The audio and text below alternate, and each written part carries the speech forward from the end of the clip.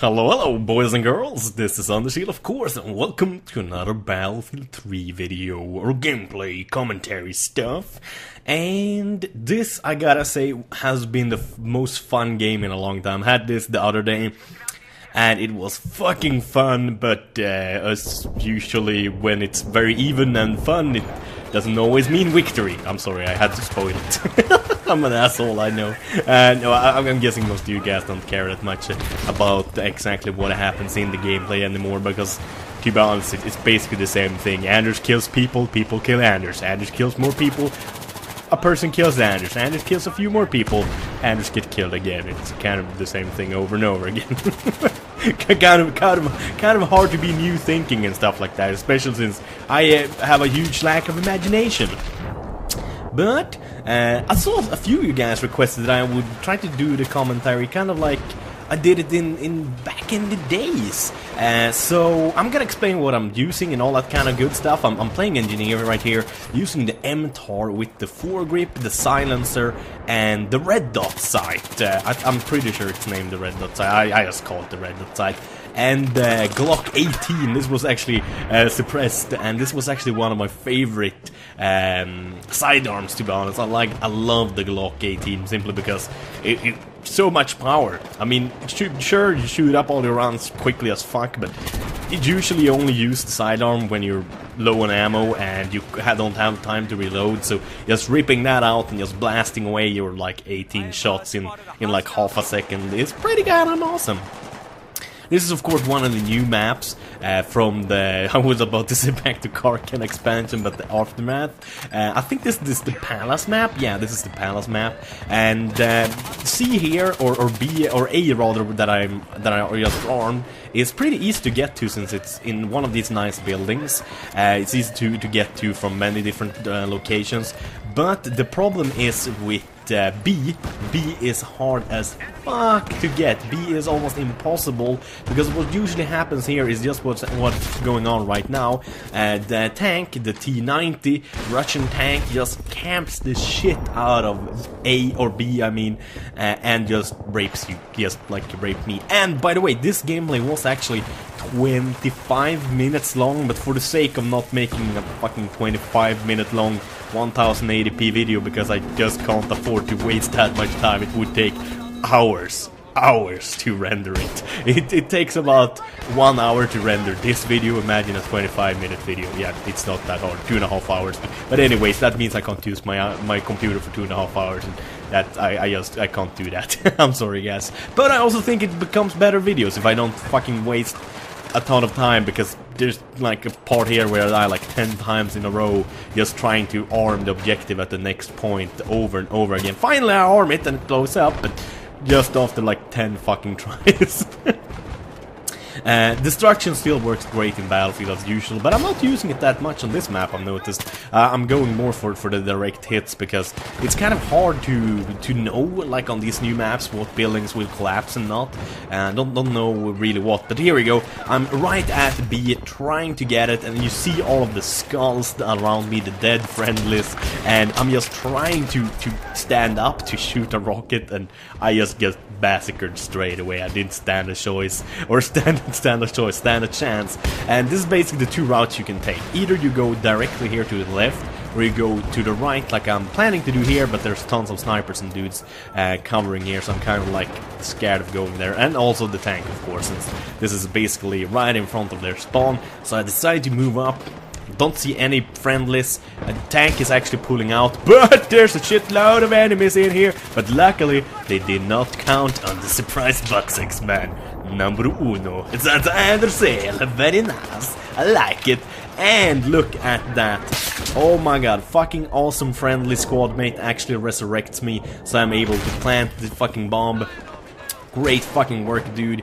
I spawn in again and I die, and then I spawn in here. So yeah, we blew it up thanks to my nice plant and his nice resurrection of me.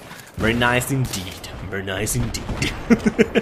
This is also one of my favorite parts of this map, when you actually come to this palace-looking thing that's in ruins.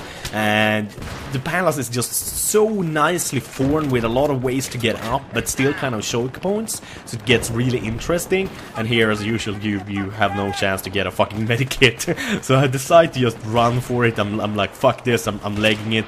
I think there's a guy up there sniping, but it wasn't, I was mistaken. I always look at the map, as usual, to try to find out where the heck the enemies are. Taking good cover. It's always good to make sure you're behind good cover, not only because it's harder to get killed, but also means you can take more time deciding which targets you want to engage and you don't want to engage, because simply Battlefield is still a tactical game. I mean, much to do with the suppression and stuff like that. You can't just rush run and gun like I kind of like doing. I like running and gunning, to be honest, kind of like it's in Call of Duty and like it's in Counter-Strike. But then again, I mean, I wouldn't be playing Battlefield still if it wasn't for it being fucking awesome in total, so yeah, it's goddamn awesome. It's goddamn awesome. It's goddamn awesome. Though, I gotta be honest though, a lot of people have been sending me messages like, Anders, I can only afford one game. Should I get Battlefield or should I get Call of Duty Black Ops? And this is kind of a tricky question for me to answer, you guys, to be honest, since I don't really know what your preference is. The games are pretty different. Just because I enjoy both games doesn't mean you will enjoy both games. You might hate Black Ops or you might hate Battlefield. But I gotta say that both games are fucking amazing, and it depends on kind of what you want. Do you want to play a lot with your friends? Then Battlefield might be better, because it still has a lot of people playing. It's not as popular as Black Ops 2, of course, but Black Ops 2 works great playing by yourself and just having a good time, and it's more like cartoonish. It's not as realistic, of course, as you might imagine. So this is one of my favorite things doing, just running up these back stairs and just trying to surprise butt sex as many people as possible. And I was really satisfying with this moment right here, because I run up all alone and there's 4 enemies aiming at me, shooting at me at the same time, and I still managed to just pop a cap in their ass, so to say. Even this guy, he's like running towards me. I don't know what the hell he was thinking. He might be thinking like, oh, I could knife that dude, herp, derp, derp. No, you can't. No, bitch. Denied. No, shut that stuff. But as I said, this is my favorite part of this map. This is of course what the entire map is named after, like, because it's named like Palace something something, or no, it's not a mosque. No, hell no, it's not a mosque. This is a palace, not a mosque. I gotta make sure to separate the two things, because the two things are very, very different. Even though they might have a lot of mosques in this country, and it kind of has the same design, I would say, maybe. And this is also something I like to do. You can all go up these stairs here and come from behind, but there's also another staircase you can use right in their spawn that you can go up. You're gonna go out of bounds a little bit, but you can still go up it and blow the shit out of it. So, oh no, not blow the shit out of it, but blow out their sphincters, so to say. Blow out their assholes. Shoot them in the ass, basically. That's what I like to do. And the MTAR, as you might notice, the MTAR is pretty much awesome. Close range like this, it is incredibly accurate at close range. It fires really quickly as well, so it does kill really quickly.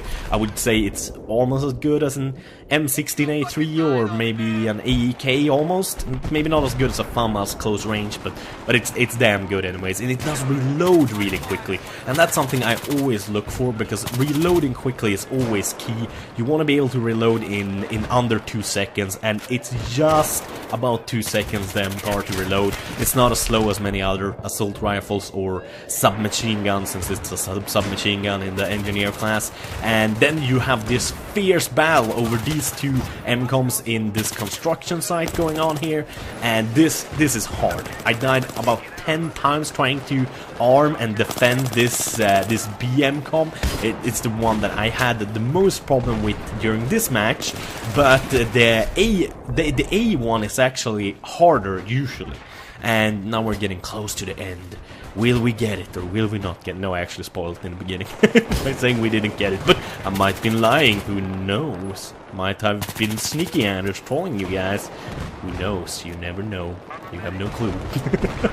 I soon have no clue what the hell I'm talking about, but anyways, we're trying to find a way here, but as usual the tank is camping right there in the back, and this is actually really it's a pussy strategy, of course, but it's actually really smart by the tank driver to be camping right there, because he got the cover from his infantry, and he still can use his big-ass gun at the longer distances and kind of hose down the infantry all around the place and stuff like that. So it's actually a really good strategy, even though it's basically a pussy strategy, and I can't imagine him having much fun doing that, since, yeah, you basically just camping and killing people. But anyways, I hope you guys enjoyed this kind of old-fashioned commentary. I don't know, leave a comment, tell me if I should do this more, if you guys miss it or not, and as usual, thank you guys for watching, have a wonderful day, bye bye.